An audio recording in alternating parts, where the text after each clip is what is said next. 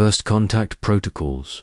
Captain Elena Vasquez stood before the massive observation window of the orbital defense station Prometheus, watching the strangest sight she had ever witnessed in her 15 years of space command. 37 alien vessels hung motionless in space, their exotic designs gleaming against the starfield. Each ship was different from the others, representing species she had never encountered before. But they all shared one peculiar trait. They had all stopped at exactly the same distance from Earth.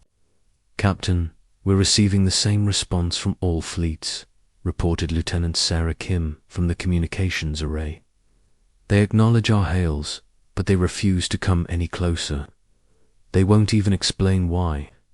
Alina frowned as she studied the tactical display. The alien ships formed a perfect sphere around Earth, maintaining a distance of exactly 2.3 astronomical units from the planet's surface. Not one vessel had crossed that invisible boundary, despite Earth's repeated invitations for peaceful contact. "Run the analysis again," Alina ordered. "I want to know everything about these species. How long have they been spacefaring? What are their technological capabilities? Most importantly, why are they all behaving the same way?" Dr. Marcus Chen, the station's chief xenobiologist, looked up from his workstation with confusion written across his face. "Captain, the preliminary results are ... disturbing. According to our databases, these aren't random species, they're some of the oldest known civilizations in the galaxy. The Corvani Empire alone has been spacefaring for over 800,000 years. The Veil speakers have existed for nearly 2 million years." Alina felt a chill run down her spine. "Are you telling me that the galaxy's most ancient and powerful species are afraid to approach Earth?" "That's exactly what I'm telling you," Marcus replied. "But there's more. I've been monitoring deep space communications, and similar fleets are gathering around other human colonies. Wherever humans have established settlements, ancient alien races are maintaining this same distance." The implications hit Alina like a physical blow. Earth wasn't just another planet to these beings. Something about humanity or their world was significant enough to make species that had survived for millions of years maintain a respectful distance. "Get me a direct line to Earth Command," Alina ordered. "Admiral Harrison needs to know about this immediately." Within minutes, Admiral Patricia Harrison's weathered face appeared on the main screen. Even through the digital connection, Alina could see the stress lines around her superior's eyes. "Captain Vasquez, I've been briefing the Global Defense Council about your situation. We're seeing the same pattern at every human outpost. Ancient species arriving in force, then stopping at precise distances. No hostile actions, but no communication either. What's your assessment?" Alina gathered her thoughts. "Admiral, I believe we're dealing with something unprecedented. These aren't invasion fleets or diplomatic missions. They're watching us, waiting for something. Waiting for what? I don't know, but I intend to find out. I'm requesting permission to attempt direct contact with the oldest species present. If anyone has answers, it would be them." Admiral Harrison nodded grimly.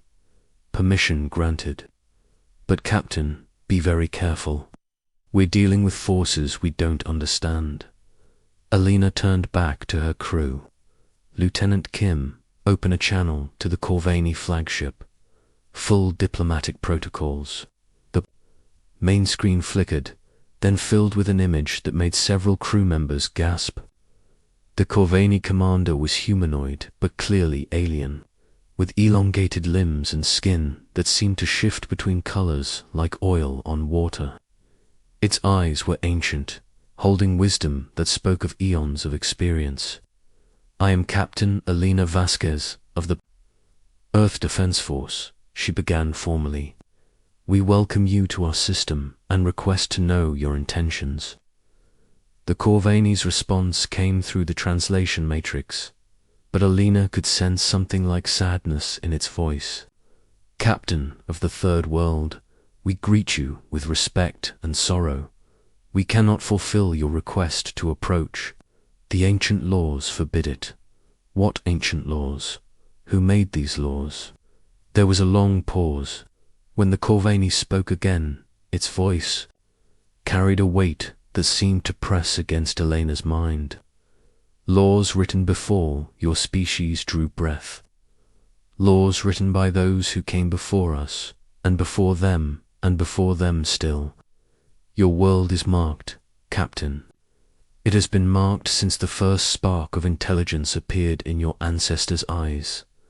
Dr. Chen stepped forward. Marked how? What makes Earth different from other worlds? The alien's form seemed to shimmer with what might have been fear. Your world is the last of the sealed worlds. The others have awakened and taken their place in the cosmic order. But Earth remains dormant, its guardians still sleeping in the deep places. Alina felt her heart racing. Guardians? What guardians? The sleeping judges, the final arbiters. They who will decide whether the galaxy lives or dies when the great testing comes. Your species, Captain, are not merely humans. You are the inheritors of the most ancient power in the galaxy, though you do not yet know it. The bridge fell silent. Alina could hear her own breathing, unnaturally loud in the quiet space. That's impossible. Humans evolved on Earth. We have fossil records, genetic evidence, evolution guided by hands unseen. The Corvani interrupted. Your scientists have found the missing links in your development, have they not? The gaps in your evolution that cannot be explained by natural selection alone. These gaps were filled by design, captained by those who needed to ensure their legacy would survive. Dr. Chen was frantically accessing his files. Captain, the alien is right.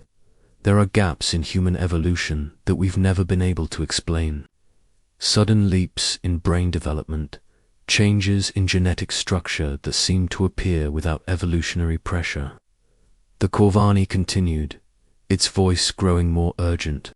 For millions of years, the ancient races have maintained the peace, protected the galaxy from threats beyond your understanding. But we grow old and tired. The time approaches when we must pass the responsibility to those who were created for this purpose. To you, Elena's mind reeled. You're saying that humans were created to be some kind of galactic guardians. Not created, prepared, enhanced, guided. Your species possesses capabilities that you have not yet unlocked. When the time comes, when the sleeping judges wake, you will understand your true nature. When will that happen? The Corvani's form began to fade as its ship prepared to withdraw. The signs are already beginning. Your deep ocean sensors have detected movement in the abyssal plains.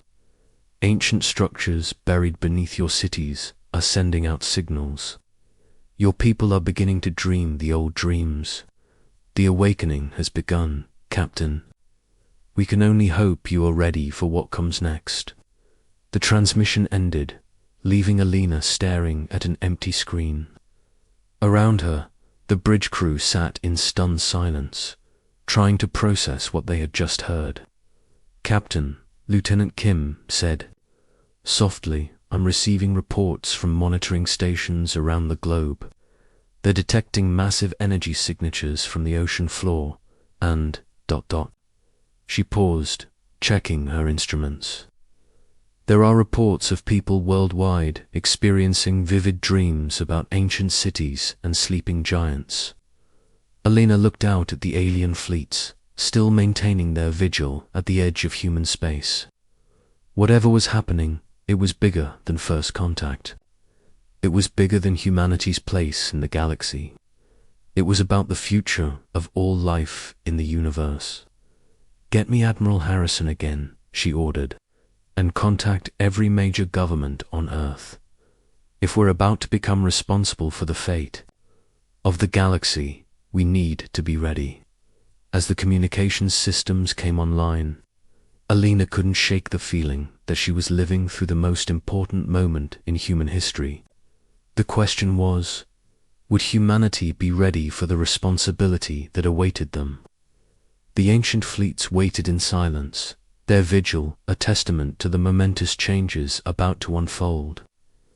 In the depths of Earth's oceans, in the buried ruins of forgotten civilizations, something was stirring.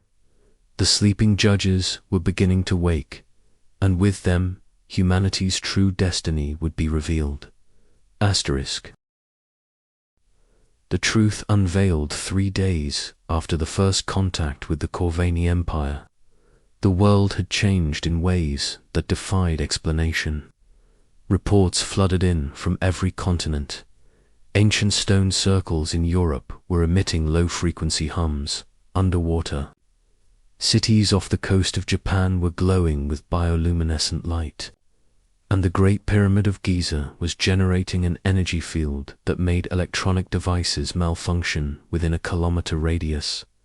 Captain Alina Vasquez stood in the emergency command center deep beneath the Pentagon, surrounded by screens showing global phenomena that challenged everything humanity thought they knew about their world. Admiral Harrison paced behind her, coordinating with world leaders as panic began to spread through major cities. "Captain," Dr. Marcus Chen called out from his workstation, "I'm detecting massive energy buildups at 12 locations worldwide. They correspond exactly to sites that ancient human cultures considered sacred. Stonehenge, Machu Picchu, Easter Island, the list goes on." Alina studied the data streaming across her screens. Are these sites connected somehow? It appears so. The energy signatures are synchronized, as if they're all part of a single, massive system. A system that's been dormant for thousands of years and is now coming online. Before Lena could respond, Lieutenant Kim interrupted from the communications array. "Captain, we're receiving a transmission from the outer perimeter. It's not from any of the species we've been in contact with. The signal is ... Different. Different how? It's older, much older. The translation matrix is having trouble with it, but it's managing to convert portions of the message." Alina felt a familiar chill. "Put it through." The main screen flickered, then filled with an image that made everyone in the room fall silent. The being that appeared was unlike anything they had encountered. It seemed to be composed of pure energy, its form shifting between geometric patterns that hurt to look at directly. When it spoke, its voice resonated, not through the speakers, but directly in their minds. "Children of the Third World, we are the ethereal collective. We have watched your species since the first spark of consciousness appeared in your ancestors' minds. We are the eldest of the ancient races, and we speak with the authority of those who came before." Alina forced herself to speak, despite the overwhelming presence filling her thoughts. "We welcome your contact. We seek to understand our place in the galaxy. Your place was determined long before your species existed. You are the final experiment, the last hope of those who sleep in the deep places of your world. The precursors, beings of such power that they transcended physical existence, created your species to serve as guardians when they could no longer maintain their vigil." Dr. Chen stepped forward, his scientific mind struggling to process the implications. "You're saying that humans were artificially created. Not created, evolved, but evolution guided by the precursors' technology. Your DNA contains sequences that are not natural to your world. Your brains are structured to eventually access abilities that no other species possesses. You are in essence, sleeping gods waiting to awaken. The room erupted in whispers and gasps. Alina raised her hand for silence. What are we supposed to be guarding against? The ethereal's form shifted, and suddenly, everyone in the room could see images in their minds. Dark spaces between galaxies, filled with entities that devoured light itself. Civilizations consumed by shadows that turned entire star systems into empty voids. The devourers. They exist in the spaces between realities, feeding on the energy of life itself. Every few million years, they find a way to enter our reality. When they do, they consume everything. The precursors were the only beings powerful enough to stop them, but the last battle nearly destroyed them. They retreated to the deep places of your world to recover, but they knew they might never wake again. Alina felt the weight of cosmic responsibility settling on her shoulders. So they created us to take their place. They prepared you, but you must choose to accept the responsibility. The ancient races have maintained peace for millions of years, but we grow weak.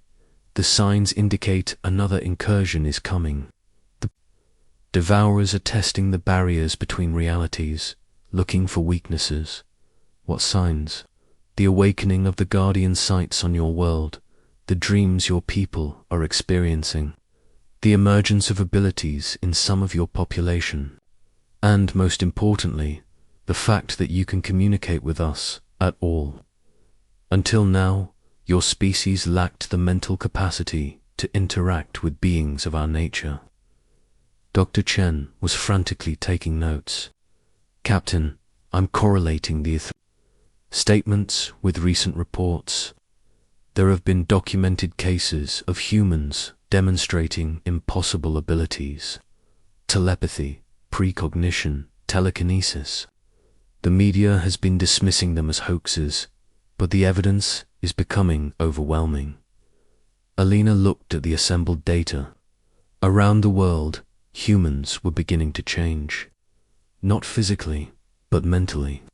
Their brains were activating dormant areas, accessing capabilities that had been locked away for millennia. What happens if we refuse this responsibility? Alina asked. The ethereal's form darkened.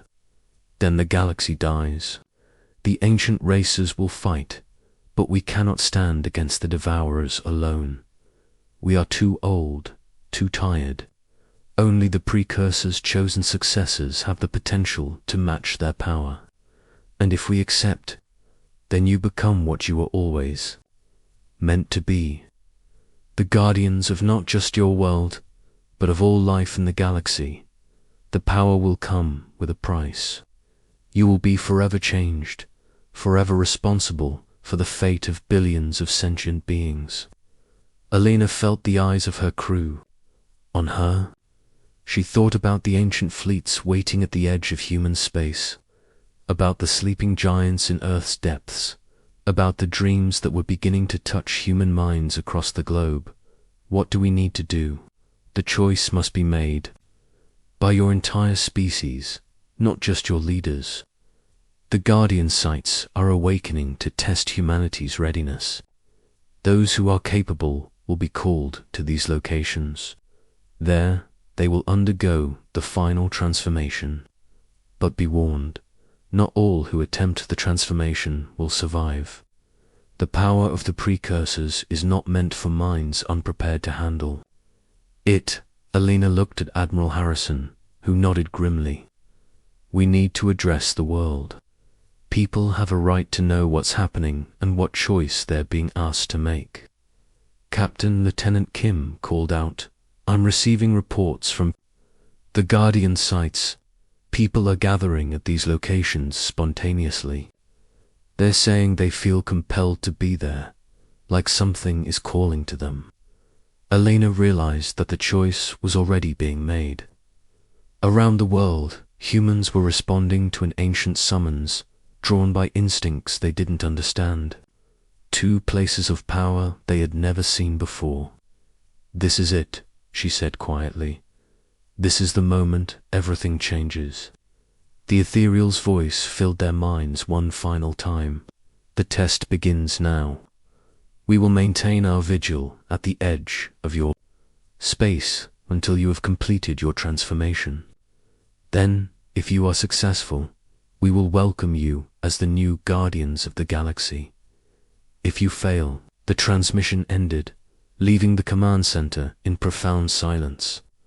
Alina looked at the screens, showing the Guardian sites around the world, each one surrounded by growing crowds of people who had no idea why they felt compelled to be there. Admiral, she said, I recommend we make a global announcement. People need to understand what's happening, and we need to prepare for the possibility that humanity is about to evolve into something entirely new. As the orders went out and the world prepared for the most significant transformation in human history, Alina couldn't help but feel a mixture of fear and excitement. Humanity was about to discover its true nature, to claim its destiny as the guardians of the galaxy. The ancient fleets waited in space, silent witnesses to the birth of a new era. In the depths of Earth's oceans, in the buried chambers beneath sacred sites, the sleeping judges stirred. The final experiment was about to reach its conclusion, and the fate of the galaxy hung in the balance. The awakening had begun, and nothing would ever be the same. Asterisk.